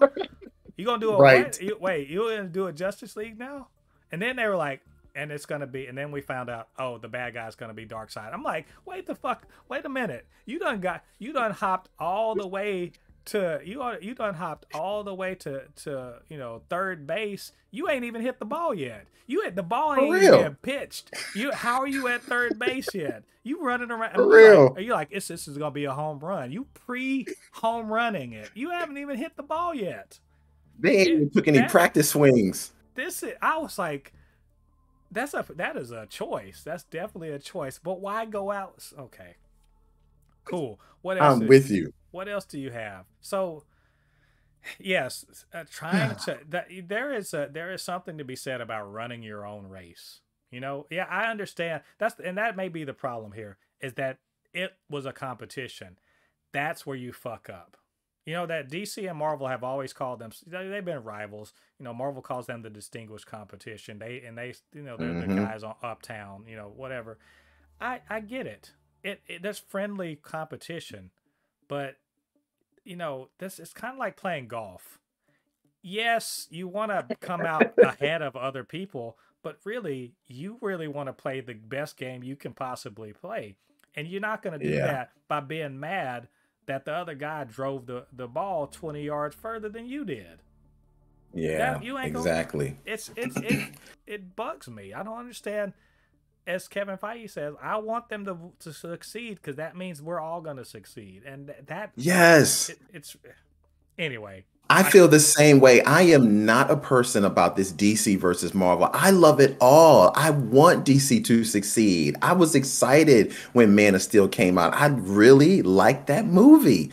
And I was with you. When they came out with this Batman v Superman Dawn of Justice shit, I was already scratching my head like, God damn, they doing an awful lot in this one movie. This Look, I'm sorry. I'm going to have to go off my soapbox a minute, but what the fuck were you thinking about doing this movie? We were only the second movie in, and you literally squeezed 3 movies into one movie. I mean, come on. You're introducing Batman for the first time. You're introducing Doomsday, which that's another storyline all by itself. And not just Doom, they fucked up Doom. Not just introduced him. Oh my God, yes. Fucked him up. Oh my God. And how dare you disrespect the Cape Crusader like that? That was yes. You are, and then you threw one man in there too. I'm like, how? You know what? Yes. Okay. And the death of Superman. And the death. You said 3 movies. No, they. You're right. There's about 4 or 5 movies. 5 storylines, epic storylines that should have waited 4 years. Yes, absolutely. We didn't even need Doomsday. We didn't even need the death of Superman. We didn't even need Wonder Woman. We didn't even need Batman. What we needed was maybe Superman 2 or just another or a Batman movie as the second movie. They fucking squeezed all this shit in one movie. I was so pissed off. Everything to me was a dismal disappointment until they got to Wonder Woman in 2017. By the time they got to Wonder Woman, they had did Man of Steel, Batman v Superman, a fucking Suicide Squad sucked. Then they finally got to Wonder Woman, which was the 4th movie. That they were 4 movies in when they finally got another good one in, but except Man of Steel. And then after that, you do Justice League, another dismal movie. I mean, it was bad. Bad. I just was so pissed off with Batman v Superman. That to me is the pivotal moment out of all of this bullshit. I mean, you said Suicide. I like Suicide Squad. It did introduce us to a pretty good Harley Quinn, but that's the one glimmer of hope out of Suicide Squad for me. But I mean, you're not wrong about this. I also, think that the other big thing is a lack of a cohesive vision. Like Zack Snyder was clearly supposed to be the architect of this cinematic universe. He screwed the pooch with Batman v Superman. Mm-hmm. And then it was pretty clear that they were just like, free for all, do whatever, but sort of try to stay in the line. Try to color in these lines, but like if you go out the lines, I guess okay, it's fine. And so the lack of a cohesive vision. I'm not saying they needed a Feige, maybe they didn't, but they needed a group of people that knew what the fuck was going on and could keep everyone in line. And that wasn't. You need that person. Zack Snyder wasn't that guy. You know who that guy was? Supposedly was supposed to be that guy was Jeff Johns, and he botched it. He botched it. That and I think it. And I'm not gonna totally shit on him for it. I have a feeling because he's a great comic book writer. He did definitely some of my favorite DC comics. He did. But I think his lack of, more experience within the film industry and his lack of pull. He's not a big name. No one's fucking being like, oh, I'm scared of fucking, crossing this guy. So his lack of pull kind of ruined that. And look at the difference between him and a Feige. Now, obviously, Kevin Feige went on to become a studio head, but look at the difference between them. If you look at Kevin Feige's IMDb, his production credits are immaculate. Absolutely. They go back to the 90s on some of the first Marvel things. Yeah, he's been on some stinkers too, but you can't deny my man knew what the fuck was going on with Marvel. He knew what was good. He knew what, by the time he got to be head of Marvel Studios, his resume was impeccable. Go ask Jeff Johns. I agree. Go look at Jeff Johns shit and tell me what. Like, yeah, he's done some cool stuff like CW stuff and everything. I like cool, Look at his IMDb, and it ain't nowhere near Kevin Feige's. Damn. Flimsy. That's the thing.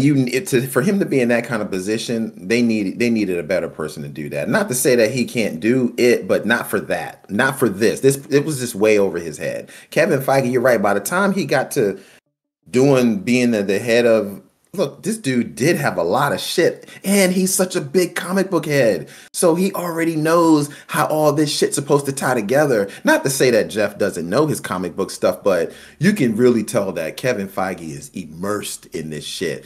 And you have to have somebody that's able to steer the ship and keep everybody on course. And Jeff Johns didn't do that. You can clearly see what this damn lineup that DC had. It was all over the fucking place. I have to backtrack a little bit though, Mo. You like Suicide Squad? Hey, really? Yes. Look, and I'm not even saying like, oh, I'm easily pleased. There's fun stuff in that movie. Look, there's a lot of stupid shit in it too, but on balance, I liked it. I'm not saying it's my favorite. Like, it's not my favorite DC anything, but I had a lot of fun with it. Well, there are only two things out of that movie that I liked, and that was Harley Quinn. I love her.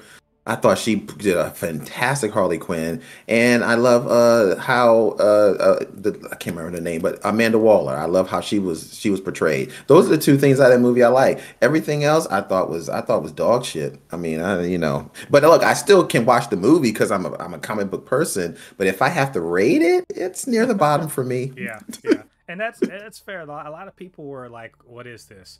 And I get it. It made money though. That's the funny thing. Is it one of the money makers for DC? Yes, isn't that crazy? I think that was because it was the hype. But yeah. Nah, I mean, it had big names and everything. And as far as Jeff Johns, I think it's pretty clear he started as a comic book writer. He's done screenwriting and everything, but he is not a producer. He's not he is, but he isn't. Kevin Feige's whole career. Do you know where he started his career? He started working for Richard Donner. This guy has been immersed in filmmaking for decades. Wow. I did not know that. So Richard Donner? Yeah. Oh shit, yeah. So or I'm sorry, not Richard. Did he work for him directly? I know he Richard Donner's daughter who ran his company. So he's been immersed in he's been immersed in it for decades.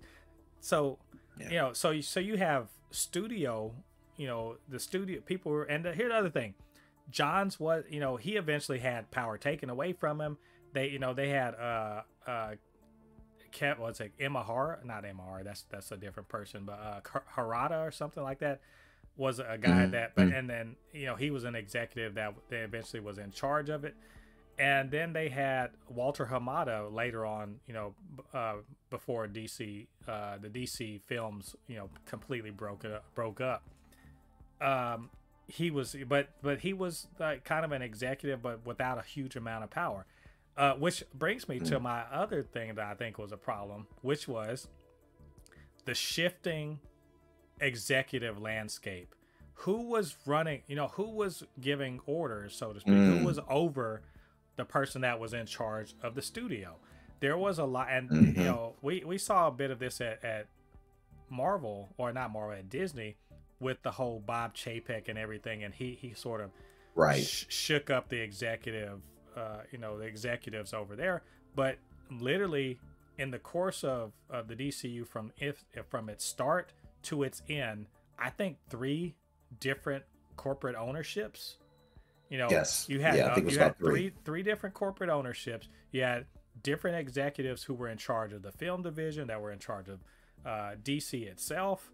There was a lot of shaking. So you had no not even firm foundation from a creative side, no firm foundation from a production side, but you also had no firm foundation from the executive side, the money side.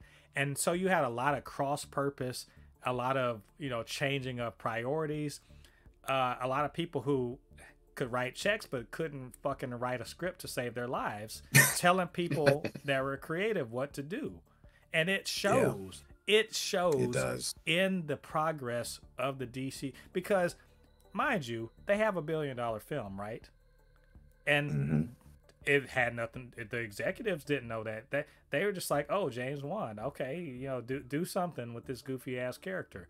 You know, they had what was it, Wonder Woman, that did really good, you know, and critically and everything like that. They didn't have anything to do. The executives, they didn't know what the fuck was going. They didn't know that. You know, what I feel like over at Marvel, at Disney, when Alan Horn was the you know, in charge of all the film division, he could look down at Kevin and be like, Kevin says that's gonna be a hit. Okay, cool. Go for it. Go forth and make me my money. But not so at DC. Not so at DC. Oh, absolutely. No, they had no clue. No clue. They were just throwing them out there and see which one hits the bullseye. I mean, they had no clue. They didn't know Aquaman was going to make $1 billion. Hell no. They had no trust in Wonder Woman. I mean, they let Kathleen Kennedy, you know, do it, and it was critical. It was like, wow. What was her name? I'm sorry, not Kathleen Kennedy. Lord, I forgot the director's name. Lord, let me pull that up real quick before I fuck this up. I don't want to get railroaded. Right. No, you're right. They let them do, and that bit of freedom, because they didn't know what the hell was going on. That's cool, right. But it also leads to shit like Birds of Prey, which I liked, but a lot of people didn't like. I like Birds of Prey. But there's some stuff in Birds of Prey that's real fucking suspect, right? True. But it leads to stuff like Batman v Superman, which to me only becomes good when you watch the extended version. You know, it leads to you know, I don't want to say Aquaman 2. Aquaman 2 is not terrible, but it's not that good either. You know, I don't know. I like it, but you know, it's not that great. You know, it leads to things happening within the. You know what Aquaman 2 reminds me of? Burnt toast. You know, like, you'll still eat it because it's edible, and you're like, okay, it's not that bad. I can dust the crust off, you know, and still eat it. That's what Aquaman 2 reminds me of. Burnt toast. You know, like, some people like burnt toast, some people don't. Look, I'm like, fuck that. You burnt my toast. I don't like it, yo. Yeah, throw that shit right out. But throw that shit in the trash. But I mean, I think the shifting executive landscape, that is crucial, because one of the things is, you know, they're gonna sort of set priorities. They're gonna set the tone and everything. But another thing is, if you don't know who your boss is gonna be in a year, how likely are you to do anything radical? How likely are you to take chances? Are you going to trust that the person that you started working for is going to be the person you're working for later, who isn't going to, you know, take you to the mat for some decisions you made? Absolutely. Case in point, fucking David Zaslav. He Discovery buys Warner Brothers, and shit that was in the pipeline gets shelved because they think they can't make any money off of it. And hey, they might have been right. They may have. Who the fuck knows? They saw Batgirl and they thought, this ain't a thing. We're not gonna make any money. Yeah. Throw this shit away, right? Maybe they're right. Maybe they're wrong. But they started making that film. You know, they made an honest attempt to make a good film, and we'll never know if it's any good because the executives changed. Yeah.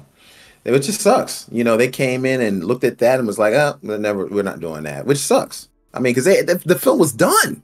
We just never even get an opportunity to even see what it looked like, which really sucks.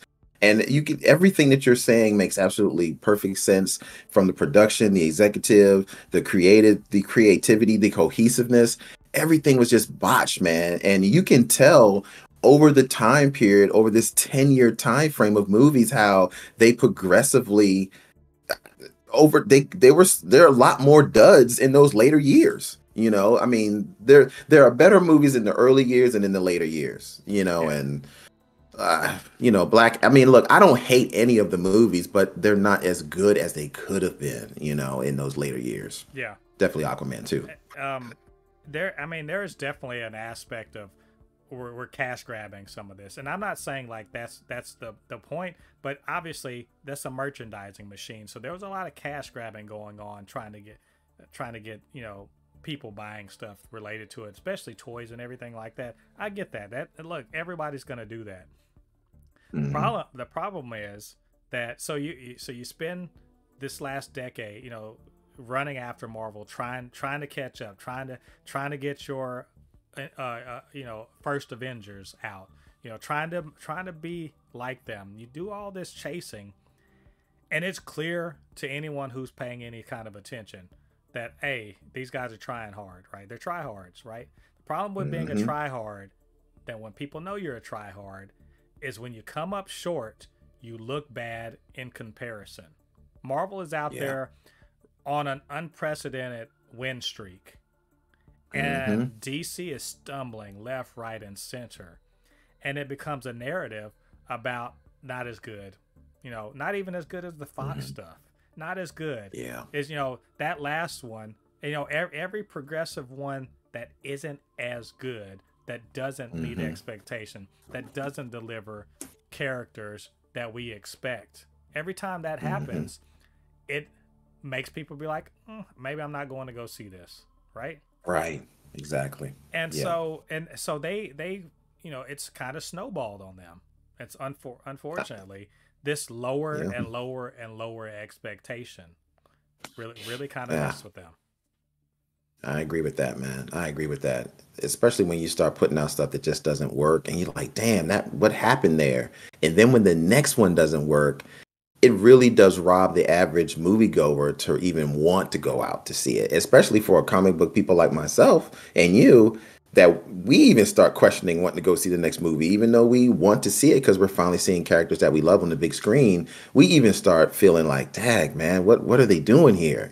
So I feel you on that. Yeah, it's so lower expectations hit, and even even they become risk averse. They start doing like really safe and really boring shit, or they do something kind of out of the left field or something like that, and it just doesn't hit. Even I think Shazam, the first Shazam, I think is great. I love that movie. Me too. But I like it too. Just the lack of name rec. So they bank on characters that they make good stuff with characters that are not well known or not like, the difference between Shazam and Harley Quinn. Harley Quinn is such a striking, interesting character that she hits all of the right kind of notes. She's weird. She's kind of an anti-hero. And she doesn't have to be a hero anyway because she's not Superman or Wonder Woman, whatever.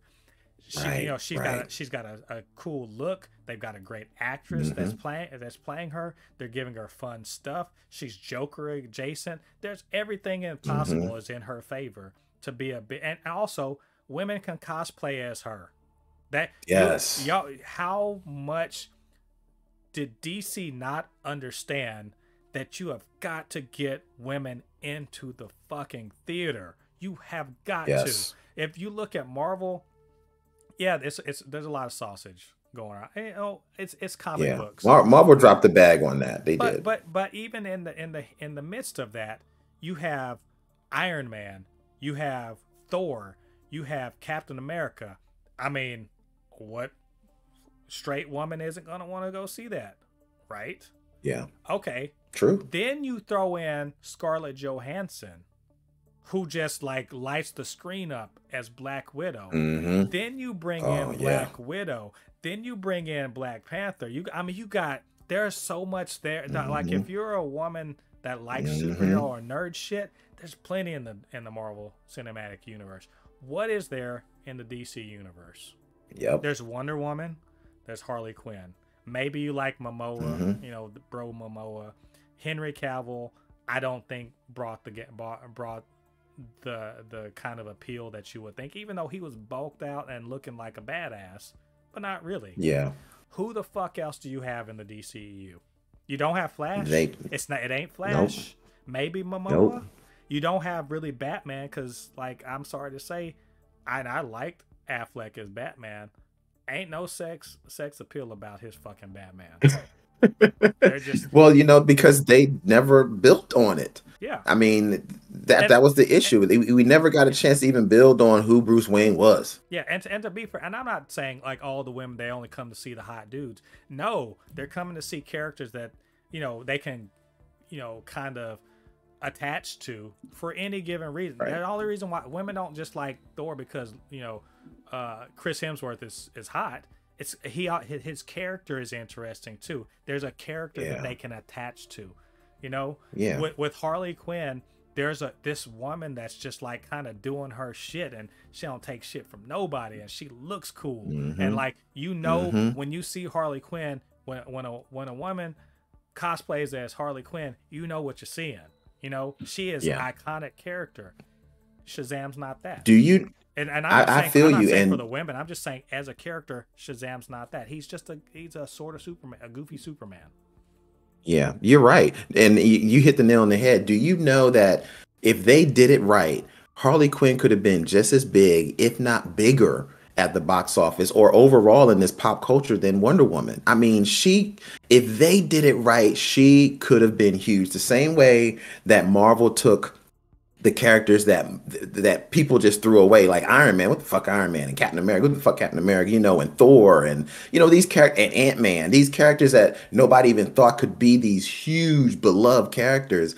That's what Harley Quinn was. Even though I love Harley Quinn and she's amazing, they could have did that with Harley Quinn in the DC universe. If they did it right, because she has all the things going in her corner, she could have been huge for them.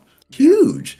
But they really fucked it up. They dropped the ball, not only on her, but in so many other things too. It's amazing to me that they have characters with huge name recognition, and they couldn't capitalize on it. They went into the whole situation thinking, obviously everyone knows these characters.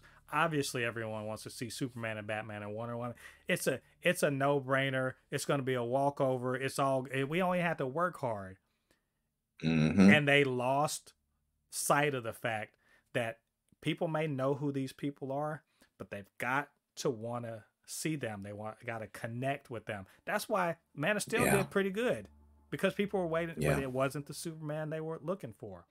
Wonder Woman did really good after a couple of really not good movies, right? And managed to kind of bring people back and be like, oh, maybe they're getting their shit together. That's what I'm talking about. Like maybe Marvel had it harder because they were trying to make you care about characters you didn't know about, or casual didn't know about. But maybe DC had it worse because they had the mountain of expectation that they had to ascend.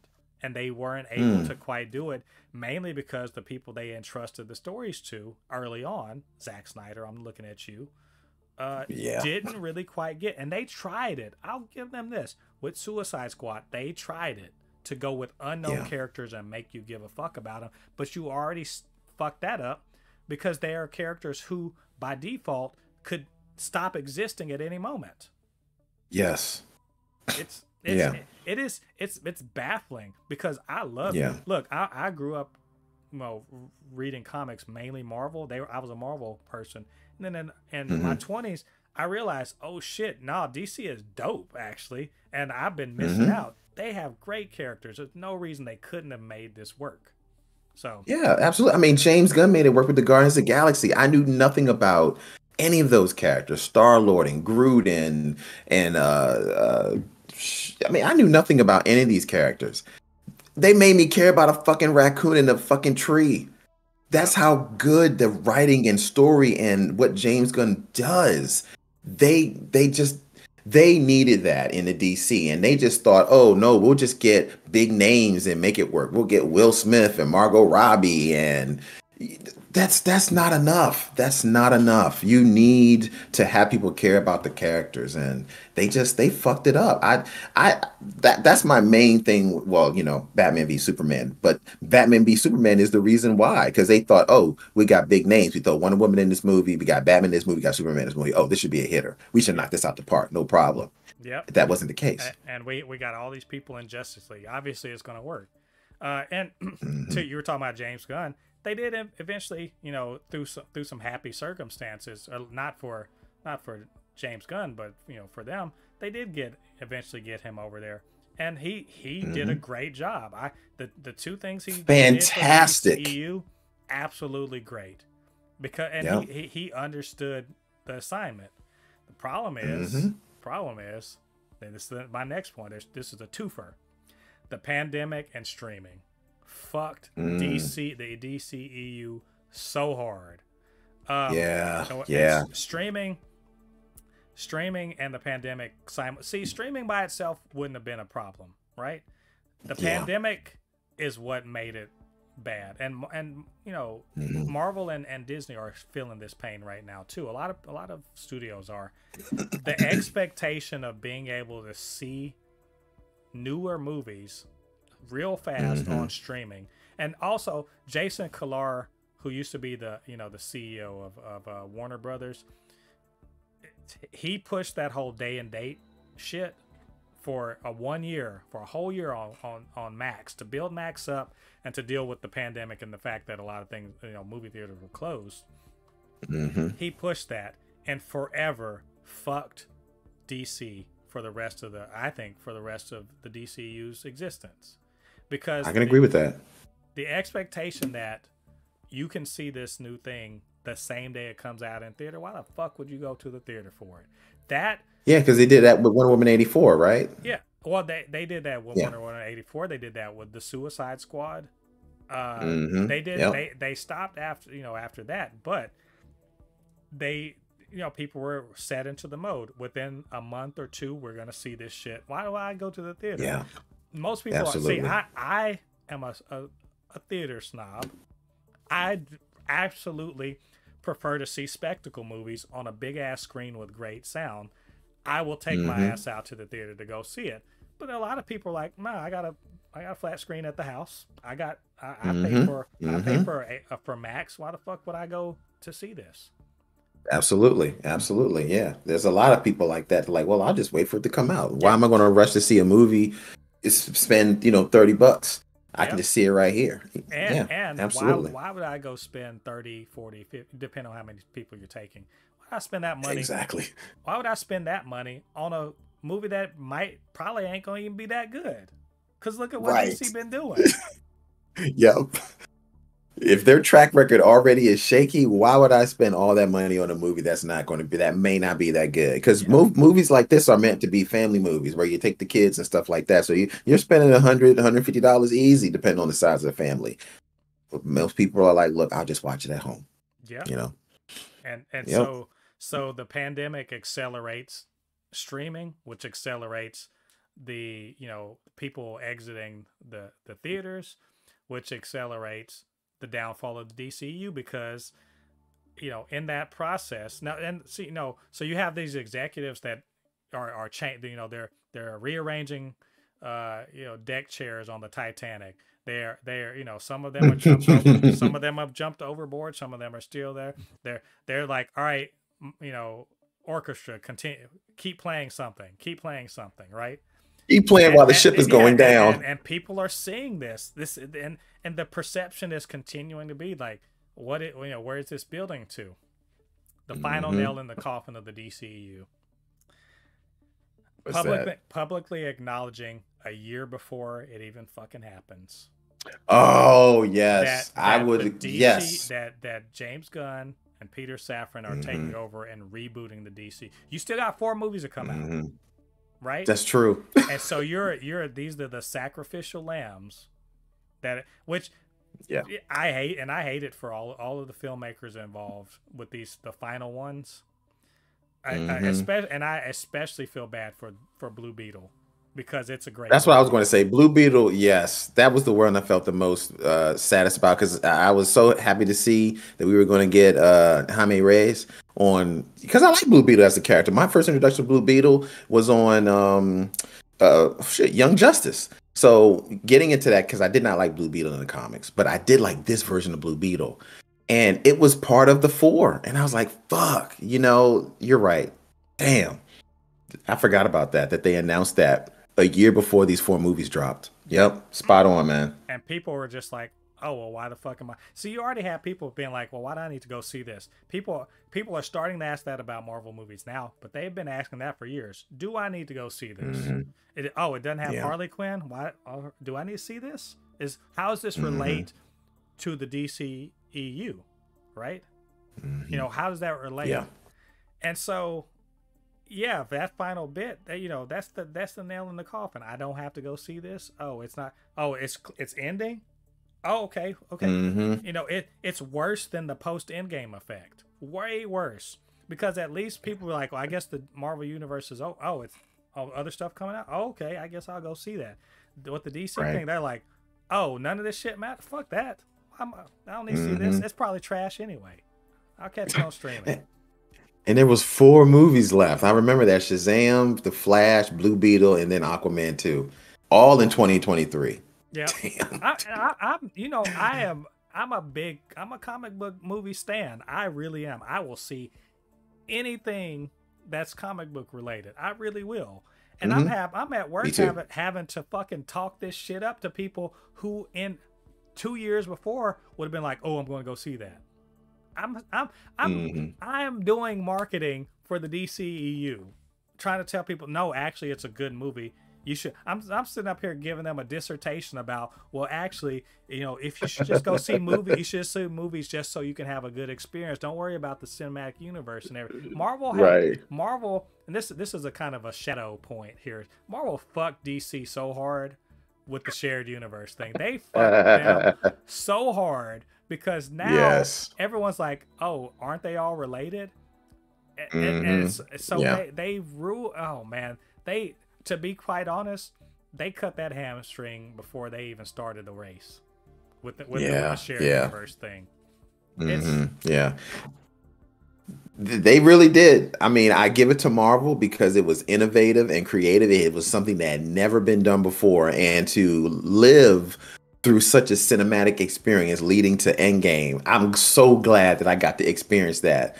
But DC trying to imitate what Marvel did? Nah, bruh. You fucked up. You Yeah. cannot do that.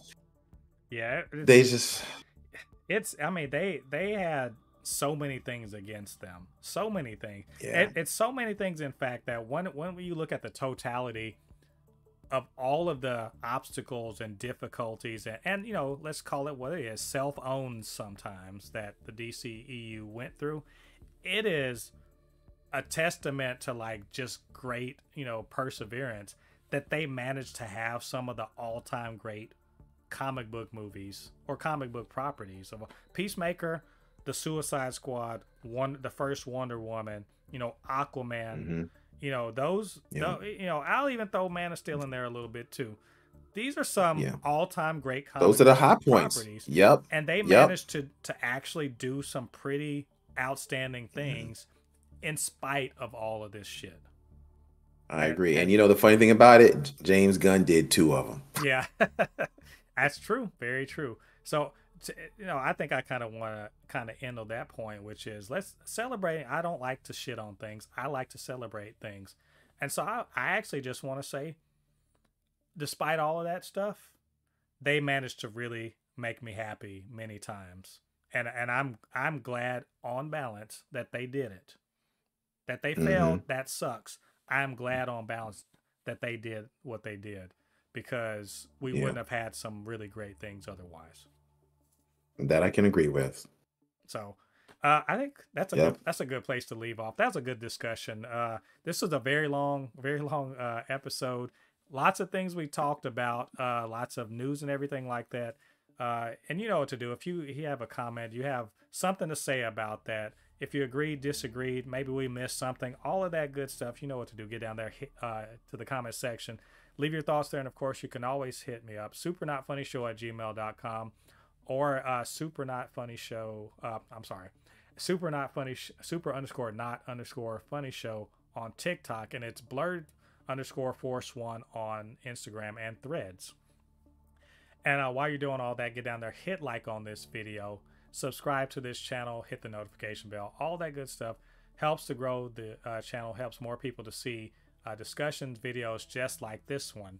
And if you're listening on a podcasting platform, just leave a review. 5 stars will be great, but whatever you think we deserve.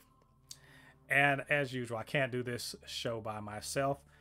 Corey came in once again, just really kind of did his thing up in this piece. Really appreciated that coming in and the discussion. So Corey, where can they find you out on the interwebs? Yeah, so you can find me all over the interwebs at Corey Roy underscore. I am on TikTok and Instagram at Corey Roy underscore. I'm actually also on X, formerly known as Twitter at Oh, Corey Roy underscore. boo, boo. Yeah, I know, right? I just want to throw that out there, but then I was like, I don't know. But you can also find me on YouTube at the Geek Spot TV, so you can check me out there on all my reactions, reviews, and breakdowns. And once again, as I've said before, you guys, please don't forget to like this video and subscribe to the channel. This is really great. I really do love and enjoy coming here to geek out. And I know, look, there were some things that we, did talk about and things that we liked and didn't like, but overall, we are geeks at heart. We really love this stuff. So anytime that anybody's willing to put out any property, we really enjoy it because we did not get this growing up, and we love to finally see this stuff on the big screen. So we're all here for it. Please don't forget to like this video and subscribe to the channel. Please, please do that. Mo, I had a great time as always. Thank you, brother. Oh, thank you again for coming in, and God, this is always fun. I love talking about nerd stuff. So to that end, this has been episode, if you can believe it, 136 of the Supercast. Next week, we got plenty more news to talk about. We are anticipating Madam Web. Well, I know I am anticipating it very, very highly. And so I'm sure we're going to get a little more information about that coming up. But so until then, I have been Mo, your commentator extraordinaire on all things pop culture, joined by my good friend Corey. And we'll see you guys on the other side of the thread. Peace.